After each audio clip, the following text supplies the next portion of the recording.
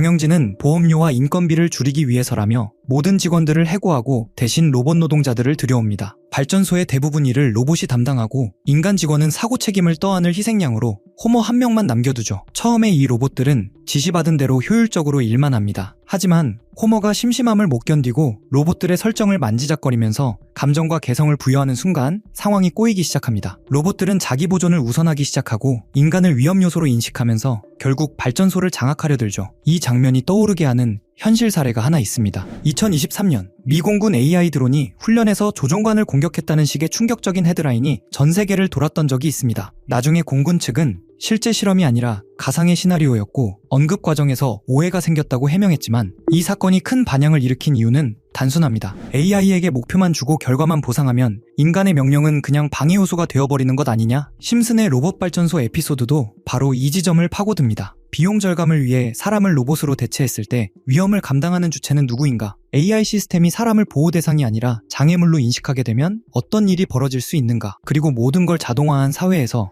단 한 명의 인간은 결국 책임을 뒤집어쓰는 방패막이가 되지 않겠냐는 불안감. 이 장면들이 우리에게 던지는 메시지는 명확합니다. AI가 집안, 직장, 사회 인프라를 장악할 때 누가 통제권을 갖고 책임을 질 것인가? 소수의 기술 기업이 우리의 데이터와 생활 패턴을 모두 쥐게 되었을 때 개인의 존엄과 선택권은 어떻게 지켜질 것인가? 예언처럼 보이는 장면들이 사실은 이미 보이던 위험 신호를 미리 그림으로 보여준 건 아닐까? 이 부분은 단순한 우연이나 밈을 넘어서는 지점입니다. 심슨 가족이 30년 전에 던진 이 경고는 오늘날의 기후위기, 경제 불황, 그리고 수많은 사회적 갈등 앞에서 여전히 유효해 보입니다. 심슨이 1995년에 지금의 사회 모습을 그린 것은 과연 우연일까요? 아니면 누군가 미리 계획한 앞으로의 삶을 몰래 보여준 걸까요? 심슨의 한 에피소드. 스프링필드에서는 입자 충돌 실험이 한창이었습니다. 과학적 호기심으로 시작된 이 실험은 예상치 못한 결과를 낳고 맙니다. 아주 작지만 모든 것을 빨아들이는 인공 블랙홀이 탄생한 것이죠. 블랙홀의 위험성을 직감한 리사는 이를 집 지하실에 가둬두고 관리하려 합니다. 하지만 문제는 인간의 이기심과 무지였습니다. 아빠 호머는 이 블랙홀을 장난감처럼 다루기 시작했고 가족들은 하나둘씩 버리기 곤란한 쓰레기, 보기 싫은 물건, 심지어는 불편한 기억들까지 모두 블랙홀 속으로 던져버립니다. 무책임하게 던져진 쓰레기를 먹어치우며 블랙홀은 걷잡을 수 없이 커지기 시작합니다.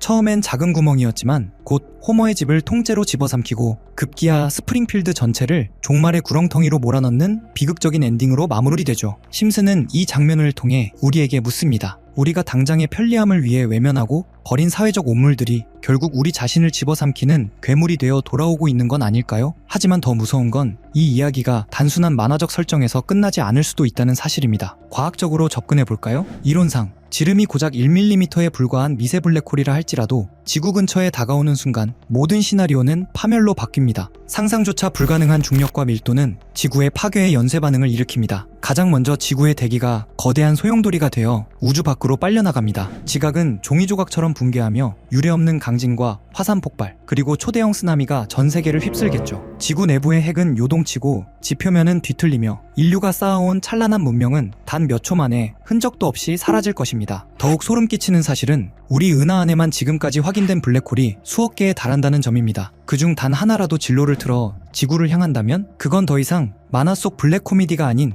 인류라는 종의 완벽한 종말을 의미합니다. 다시 한번 묻게 됩니다. 심슨 가족이 보여준 그 에피소드는 정말 단순한 상상력이었을까요? 아니면 우리가 과학적 오만과 정치적 갈등에 눈이 멀어 놓치고 있는 미래의 마지막 경고였을까요? 보이지 않는 곳에서 우리를 향해 다가오는 거대한 어둠, 그 진실을 담아낸 심슨의 메시지. 당신은 이 모든 것이 그저 우연이라고 생각하시나요? Here is everything we need to survive. Survive what? The looming kablooey. And soon. 여러분, 만약 지금 이 순간 전 세계의 모든 전기가 동시에 끊긴다면 어떻게 될까요? 스마트폰, 인터넷, 심지어 수도와 가스까지 우리가 당연하게 누리던 문명이 단 1초 만에 멈추는 상황 말입니다. 이것을 단순히 만화적 상상력이라고 치부하기에는 그 내용이 너무나 현실적입니다. 지금으로부터 무려 13년 전인 2013년에 방영된 시즌 24의 9번째 에피소드 호머의 생존 훈련은 인류가 마주하게 될 가장 참혹한 시나리오를 소름 돋을 정도로 생생하게 묘사하고 있습니다. 음모론자들이 왜 하필 이 에피소드를 지목하며 2026년을 경고하고 있는지 그 소름 돋는 디테일을 지금 바로 파헤쳐 보겠습니다. 에피소드 속 호머는 사회 붕괴를 직감하고 생존 전문가들을 찾아갑니다. 그들이 대비하는 것은 단 하나, 바로 EMP 공격입니다. 작중에서 스프링필드는 갑작스러운 전력마비로 암흑에 잠깁니다. 모든 디지털 시스템이 먹통이 되고 사람들은 패닉에 빠져 서로를 공격하기 시작하죠. 심슨은 이미 10여 년 전에 이 시나리오를 보여주었습니다. 에피소드의 결말에서 호머가 깨달은 진실은 더욱 충격적입니다. 정말 무서운 건 전기가 끊기는 게 아니라 전기가 끊겼을 때 드러나는 인간의 본성이라는 것이죠. 전력이 끊긴 암흑 속에서 누군가는 살아남고 누군가는 도태될 것입니다. 하지만 정말 무서운 음모는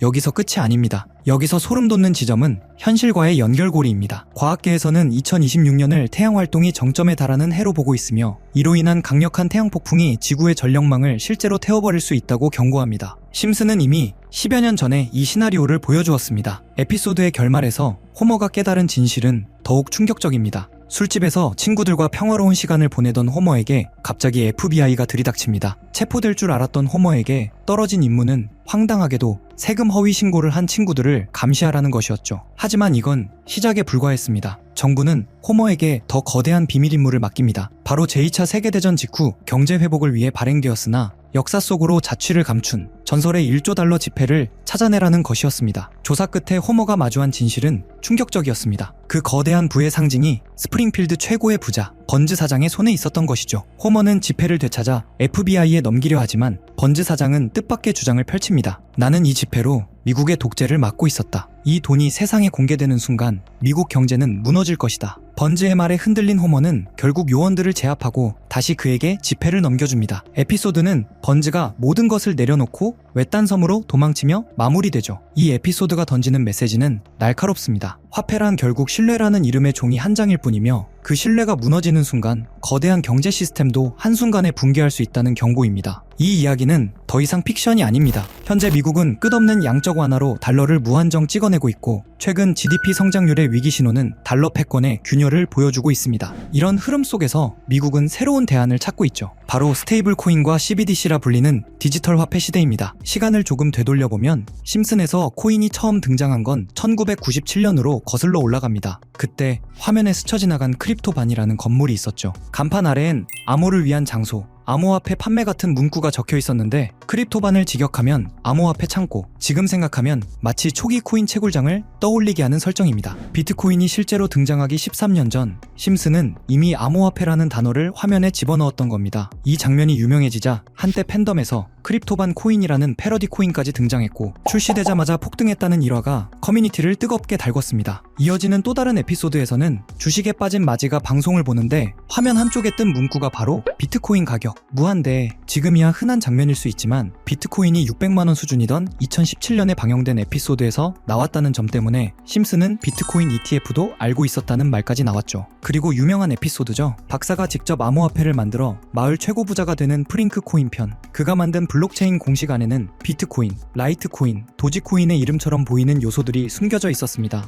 이 에피소드의 방영일은 2020년 2월. 방영 직후 비트코인은 $10,000에서 $70,000까지, 라이트코인은 $40에서 $400로 1000% 가까이 상승. 도지코인은 에피소드가 끝난 지 2달 뒤 일론 머스크가 언급하며 폭등하기 시작했습니다. 여기서부터 많은 사람들이 의문을 품습니다. 왜 심슨에만 등장하면 코인들이 실제로 터질까? 그 이유는 크게 3가지로 정리할 수 있습니다. 우선 심슨은 이미 예언의 상징으로 유명하죠. 트럼프 대통령 당선, 코로나19 확산, 우크라이나 러시아 긴장 등 처음엔 터무니없어 보였던 장면들이 시간이 지나 현실이 되면서 심슨에 나온 설정은 현실화된다는 인식이 생겨났습니다. 그리고 코인은 가치보다 인지도에 영향을 크게 받습니다. 도지코인처럼 원래 농담에서 출발한 코인도 유명인사 한 명의 언급으로 폭등할 수 있는 구조입니다. 심슨은 전 세계 어디에서나 보는 콘텐츠이니 화면에 코인이 등장하는 순간 곧바로 밈이 되고 일부 팬들의 소액 매수만으로도 급등하는 상황이 빈번히 발생했죠. 심슨이 워낙 많은 요소로 이루어진 작품이다 보니 코인이 한번 등장하면 팬들은 그것을 특별한 신호로 받아들이고 커뮤니티에서 해석이 과열되며 수요가 순식간에 폭발하기도 했습니다. 이런 배경을 알고 다시 에피소드들을 보면 그동안 지나쳤던 장면들이 전혀 다르게 보이기 시작합니다. 다음으로 이어지는 장면은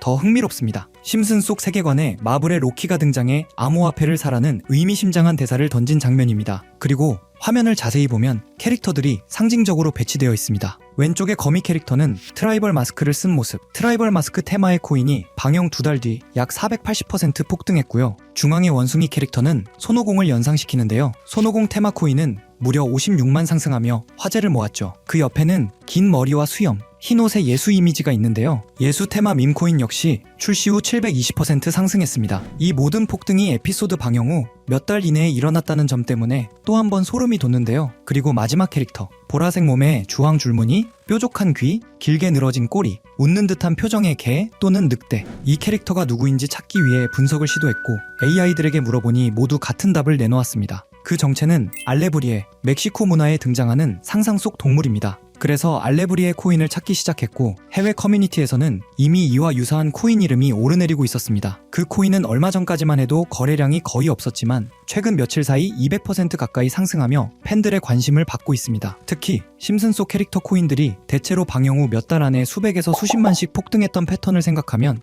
이번에도 같은 흐름이 이어질 수 있을지 많은 커뮤니티에서 지켜보는 중입니다. 100만원 투자해서 10억을 번 손오공 코인 투자처럼 될지도 모르는 일이지만 제가 이 코인 이름을 알려드리면 1,000원, 5,000원 정도만 그냥 재미로 넣어두는 걸 추천드리고요. 이제 제가 며칠 만에 알아낸 코인명 알려드릴 건데 코인명 오픈한 영상을 이틀 전에 그대로 업로드했더니 유튜브에서 경고 메시지가 와서 하루 만에 삭제했고요. 지금부터 공유해드릴 건데 먼저 제 채널 구독 버튼 눌러주시고요. 그 다음 제 번호 아시는 분들 있죠? 010-8480-8147 제 번호로 구독 완료 남겨주시면 제가 보는 대로 구독자분인지 보고 문자 남겨드리고 있습니다. 저도 몇 날 며칠을 찾아서 알아낸 정보인 만큼 구독 눌러주시는 분들에게 알려드리고 있고요. 다만 여기서 중요한 점은 누군가의 말만 믿고 무리한 투자를 하는 것은 위험하며 코인 시장은 어디까지나 변동성이 큰 영역입니다. 오늘도 시청해주셔서 감사합니다. 다음 콘텐츠에서 또 흥미로운 이야기로 찾아오겠습니다.